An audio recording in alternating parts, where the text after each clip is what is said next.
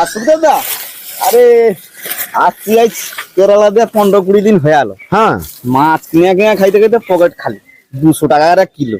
মেয়ে ছেলে যেমন তো মাছ কি কিনা খাবো, পুকুরের মাছের নাকি গোপ দাঁড়িয়ে বাড়ি পড়ছে। হ্যাঁ, ওই জন্য বাপ ঠাকুরদার আমলে একটা জাল আছে, সে জালে মাছ পড়বে না, ছিঁড়িয়া তার ফার হয়েছে।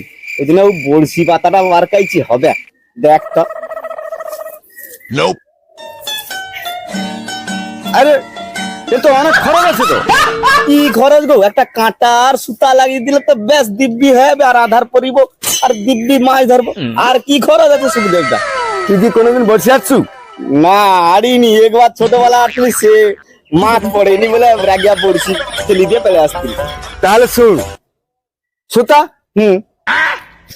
কাঁটা কাঁটা দুটা তো লাগবে। দুটা নাই দিলে হবে কি করে? তুই যখন বলছিস আরবু আরবু, তাহলে বসে বসে আরতে হবে তো। হ্যাঁ, বুঝিয়া বুঝিয়া নাই আনলে এখন দাঁড়ি দাঁড়িয়ে কি বড়শি আটতে পারবো? তাহলে যখন তুমি বসে বসে আরবো, চেয়ার লাগবে তো। কথাটা তো মন্দ না, অসুবিধা, চেয়ার একটা লাগবে, ঠিক, চেয়ার একটা লাগবে। শুধু চেয়ার লাগবে নি, আবার কি গো? সবে শীত চলে এলো, শীত তো চলে এলো, 9টার পরে প্রচুর গরম, তাহলে ছাতা তো লাগবে।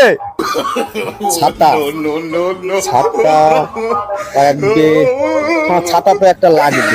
তুমি 1 বছর পরে আসছো, হ্যাঁ, 1 বছর পরে আসছি। পুকুরের মাছ বড় হয়েছে, বড় হয়েছে। আর ছোট মাছ অত বড় হয়েছে। হ্যাঁ, বড় তো হবে পড়লে, তাহলে তো যদি বড় মাছ পড়ে, বড় মাছ পড়লে তো কি করবো? কত বড় মাছ পড়লে আমি কি করবো? ঝুড়ি নিতে হবে, ঝুড়ি। ছোট মাছ পড়লে, ছোট মাছ পড়লে কি করবো? বালতি, ছোট একটা বালতি।